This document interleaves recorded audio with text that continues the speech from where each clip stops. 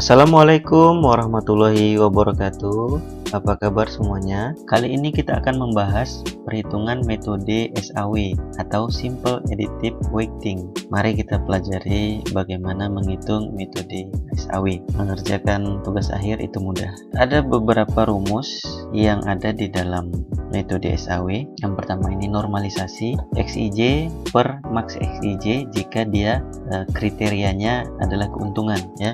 Jadi ada istilah kriteria atau atribut, ya, atribut. Nah, di sini dikatakan atribut.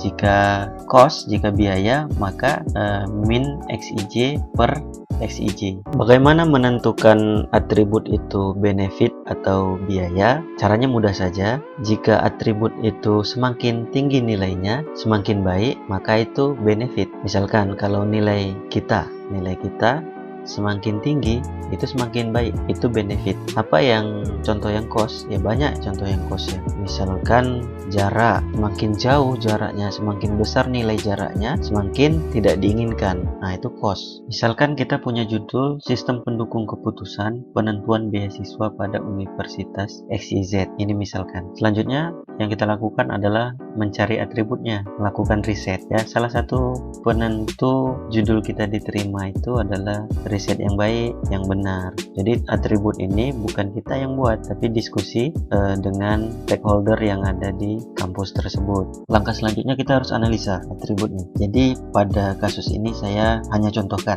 Contohnya IPK, jumlah tanggungan ortu, jarak rumah, dan penghasilan. Kita analisa apakah IPK itu benefit atau cost, ya. Indeks prestasi kumulatif itu benefit, ya, semakin tinggi semakin baik. Kemudian jumlah tanggungan ortu, orang tua, saudara kandung misalkan, atau tanggungan yang lainnya. Jadi kalau semakin banyak tanggungan, semakin berat bebannya, semakin cocok untuk dibantu, berarti benefit. Kemudian jarak rumah, nah ini disesuaikan juga dengan keinginan dari pimpinan, ya. Misalkan jarak rumah digunakan jika jaraknya semakin dekat, ya, biasanya kita membantu dari lingkungan kita yang paling dekat, berarti jarak rumah itu semakin dekat semakin baik. Nah, artinya gini, semakin tinggi nilainya semakin tidak baik, berarti cost. Oke. Kemudian penghasilan orang tua, semakin dia kaya tentunya semakin tidak berhak, semakin tinggi penghasilannya semakin tidak baik, berarti cost. Baik, seperti itu menentukan jenis kriteria atau atribut apakah cost atau benefit. Jadi kita harus pertimbangkan, kalau nilainya tinggi baik, dia benefit. Kalau makin tinggi dia makin tidak baik, dia cost. Seperti itu, ya. Baik, sekarang kita tentukan nilai bobotnya. Sekali lagi, untuk bobot sebenarnya kita harus melibatkan semua pihak. Untuk nilai bobot yang biasa diberikan itu adalah antara 1 sampai dengan 5. Contohnya untuk IPK saya berikan bobotnya paling tinggi yaitu 5, jumlah tanggungan orang tua 4, jarak rumah 4, penghasilan orang tua bobotnya 5. Jadi semakin tinggi nilai bobotnya, maka artinya semakin penting. Lalu berdasarkan referensi lain yang pernah saya baca, itu bobot biasanya dinormalisasikan juga, yaitu dengan cara menjumlahkan semua bobotnya, kemudian membaginya. Jadi nilai bobot itu dibagi dengan total jumlahnya. 5 dibagi 18 hasilnya 0,27 dan seterusnya. Baik, setelah kita punya bobot, selanjutnya kita siapkan data. Bobot kita sudah punya, ya. Kemudian atribut sudah punya, tinggal data yang perlu kita siapkan. Untuk hal ini datanya saya rekayasa sekedar untuk contoh perhitungan.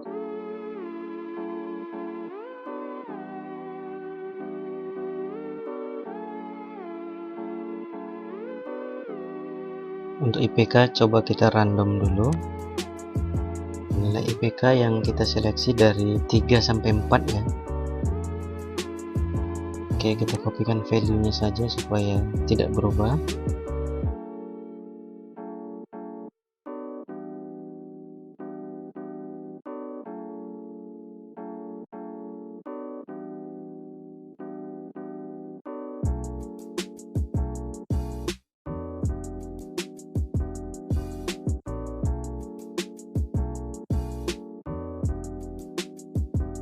Untuk jarak rumah satuannya kilometer, kita coba random juga. Sorry, ya, ini jumlah tanggungan, ini kita acak saja. Oke, sekarang kita sudah punya datanya. Setelah ada datanya, proses selanjutnya kita normalisasi ya. Proses selanjutnya setelah ada bobot data, baru masuk ke rumusnya, yaitu normalisasi. Ya, kita copy tabelnya, isinya nanti kita kosongkan. Oke, isi yang ini nanti bakal kita ganti dengan hasil. Untuk normalisasi, kita perlu memperhatikan rumus ini ya. Jika benefit, maka XIJ per max XIJ. Jika cost, min XIJ per XIJ. Berarti kita butuh cari max dengan minnya dulu, karena ada cost dan ada benefit. Oke, ini IPK. IPK ini benefit. Kita cari dengan nilai maxnya dengan rumus max, kemudian kita blok, dan maksimal nilainya adalah 3,85. Kemudian jumlah tanggungan ortu ini benefit, semakin tinggi semakin baik, berarti max ke 5. Kemudian untuk jarak ini cost ya, kita cari yang paling rendah ya 6. Kemudian untuk pendapatan ini juga cost, berarti kita cari adalah min. Nah, kita sudah dapat nilai maksimum dengan minimumnya. Baru kita gunakan rumusnya XIJ per max XIJ. Untuk IPK ini, XIJ, siapa XIJ nya? Ini 3,65 dibagi maxnya 3,85. Nah, kita gunakan Excel, sama dengan ini dibagi ini. Oke, kemudian kita absolutkan, atau kalau kita mau geser ke kanan, berarti yang harus absolut adalah untuk yang ini, yang harus absolut adalah barisnya, baris 35 nya absolut. Jadi inilah nilai normalisasinya. Oke, jika kita tarik ke kanan, oke, ini kita perbaiki dulu. Oke, kita hitung lagi, sama dengan ini dibagi maxnya ya, XIJ per max XIJ. Jangan lupa diabsolutkan untuk ininya, nilai maksimumnya kita absolutkan. Oke, kemudian untuk yang cost, sama dengan 6, ini kita absolutkan dibagi dengan XIJ nya.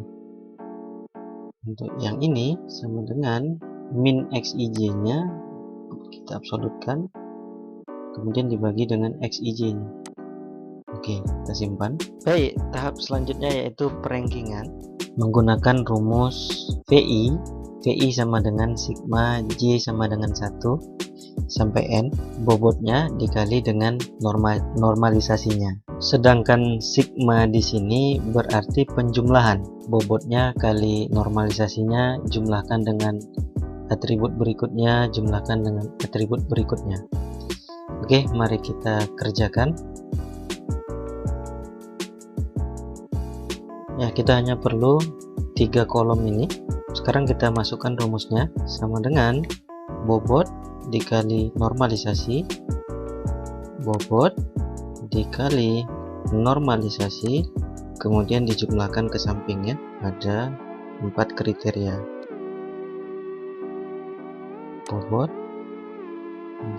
ketiga, kemudian ini bobot keempat, kemudian dikalikan dengan normalisasinya ke samping ya, datanya ke samping, bobot dikali normalisasinya, bobot dikali normalisasinya.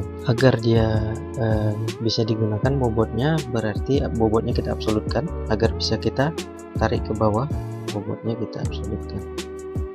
Oke, inilah hasilnya. Selanjutnya kita urutkan. Kita copy saja tabelnya, kita urutkan di sini, di tempat kosong kita urutkan. Oke, kita blok, kemudian data, sorting, sort by kolom B, value dari besar ke kecil. Ya, sudah kita urutkan. Baik, terakhir saya kasih tips ya untuk mengeluarkan hitungan manualnya. Teman-teman bisa coba keluarkan hitungan manualnya.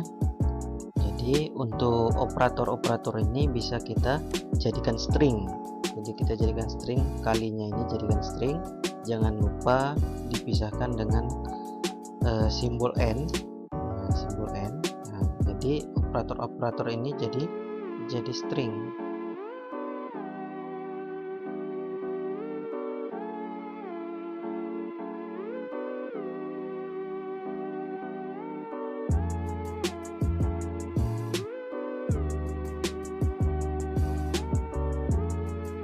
Teman-teman bisa bulatkan kalau terlalu panjang, kita bulatkan dengan fungsi round.